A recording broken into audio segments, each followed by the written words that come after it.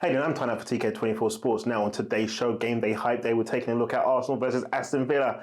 But this Game Day Hype Day is going to be a bit different. There's going to be no stats, there's going to be no pop-ups.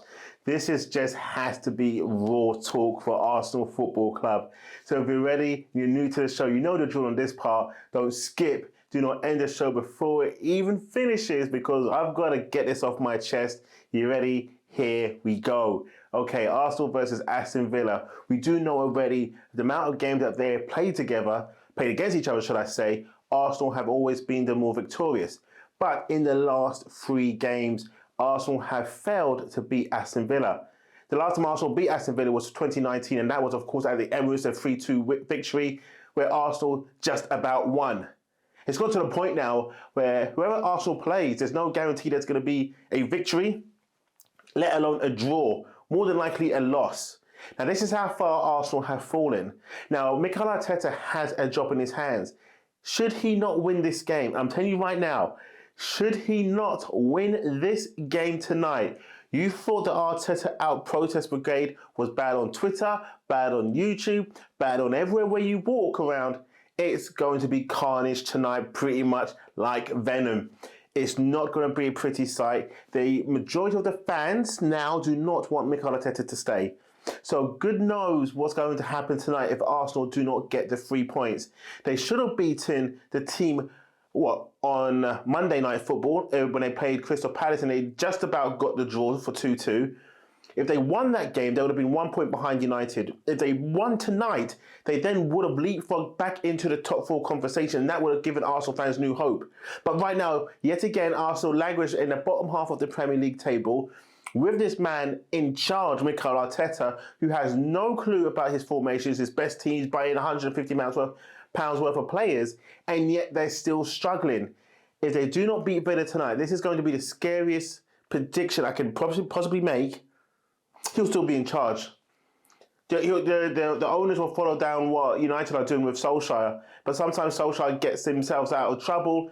At least he can get his team up to play good football, but this team, again, it's down to this identity thing, and when you hear Arsenal fans talk about the identity, sometimes I'm like, oh, come on, get over it, but now I'm starting to see myself. Do you know what? I can kind of see what you're talking about.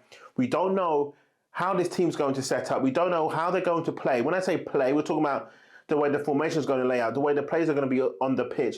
We're talking about the speed of the game. We're talking about the attacking prowess of Arsenal Football Club, which is not there no more.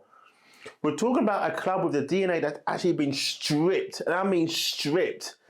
Yes, we could talk about the personnel. We could talk about Ramsdale in goal tonight. Then more than likely Tomiyasu at right back, and then you're going to be followed up with Ben White and Gabriel, and then with Tierney on the left. More than likely it's going to be a 4-2-3-1 with Partey and then Lokonga. And then this is the part what bugs me the most about Mikel Arteta. Why is he trying to force Odegaard, Smith-Rowe and Saka in the same team with Aubameyang up front? Smith-Rowe and Odegaard play the same football. They're always coming in. They're not off the ball runners. You can't just give them the ball and make them try and do something. They need more space. They need at least 10 minutes to put their head up and then make a pass.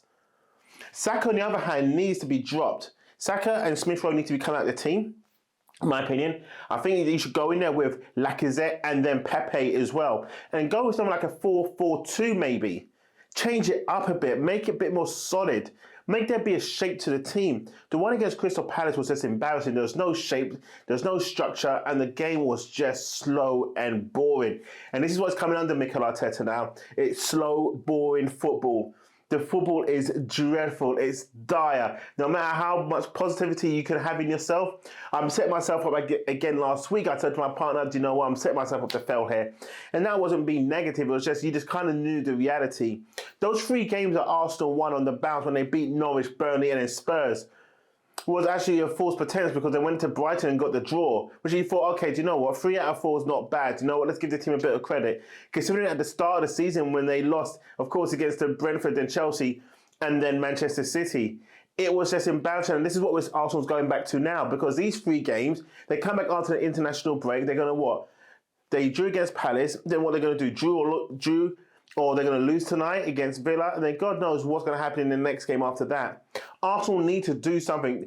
We can look at the players and turn around and say, yes, you need to. When you cross the white line, it's up to you what you're going to do and how you're going to play.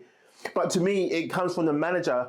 And if Arsenal do want to progress even further, if I'm saying this word if, because at the moment it looks like they're staying with this guy because they gave him some investment. You can give someone an investment and you can still turn around and say you're rubbish. You're actually not up for the job. You do need to go. Yes, you got a Manager of the Month award, well done. But then again, I would expect you to get that being at Arsenal Football Club. I just would. That's just me and my standards, how it goes. But I don't know what the standards are of the owner. I don't even know what the actual position is of Edu. How can someone then be called a director of football to sit there and watch this football being played? Watch the style of the football being played? I mean, is he really just a director of football, or is he just a head scout who goes out and kind of negotiates, but then bring the big boys in to finalise the deals? Who knows what's going on at this club right now? But what I can tell you is this: should Arsenal lose tonight, it's not going to be a riot. It's not going to be like chairs thrown, but you're going to see deep emotions coming out, and you're going to see some language tonight that's not going to be nice. You're going to see people on Twitter screaming, "Get this man out!" And then you're going to get the few optimists who do YouTube, like myself, and turn around and say, "You know what? Give him time. He's still not his team. I'm sorry, but after this transfer window just gone, this is his team. It was his team last season. It was his team when he took the job over." So to me, when people say this is not his team and they're talking about transfer windows, that's BS. It's your team the moment you take charge of the club. It's your team. It's down to you to get your personality across, to get your fundamentals across. It's down to you to actually make the players believe in what you're actually going to do is the right thing for the club. Now, you can turn around and say, well, maybe the players don't have the mentality. I'm sorry, the players do have the mentality. They've got the mentality that they will listen should they believe in you. And these players do not believe in Mikel Arteta. And again, I'm sorry, this is not the typical game day hype show, but to myself, the players need to be watching something like this. They need to start believing in themselves. They need to cross that white line and get over themselves and start thinking, well, do you know what? We can still play, still win, and we just take our grievances to the club and make sure they listen and say, listen, the guy is cool, but he's just not for us. We want someone in that's more established, someone that they're gonna look up to and play week in, week out, game in, game out, get the 3 points, whether they win 1-0, 4-0, 5-0, who cares? Get the 3 points. But hey, if you're new to the show, make sure you like, subscribe, and turn on notifications so you don't miss shows like this, which again is very rare that I do a show like this without the graphics, without the stats, without proven points of what I'm talking about to say which way this game's going to go.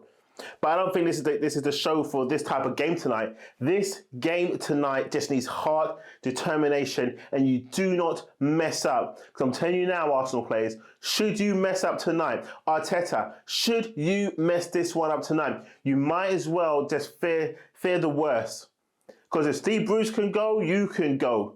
I don't think you should get abused personally. I think maybe you get a little, I'm going to say the word abuse. I'm going to talk about constructive criticisms that you're just not good enough for the job.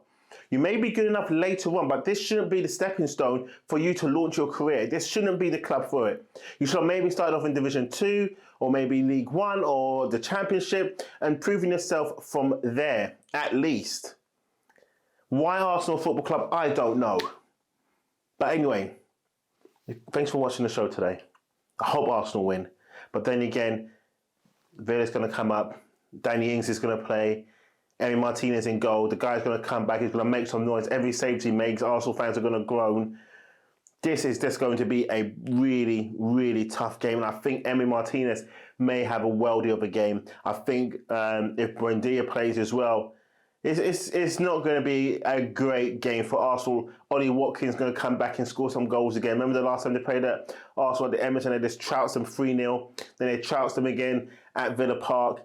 When was the last time? I'm telling you now, 2019 was the last time that Arsenal beat Aston Villa and they won just about 3-2. Pepe got his first goal as a penalty. I was there. I was at the game. This is going to be a scary game. This is not a good game for Arsenal. Then again, no game at the moment that Arsenal playing with Mikel Arteta in charge is a good game. But anyway, thanks for watching. We'll see you soon on Monday when hopefully we'll be in a better mood. Take care. Bye.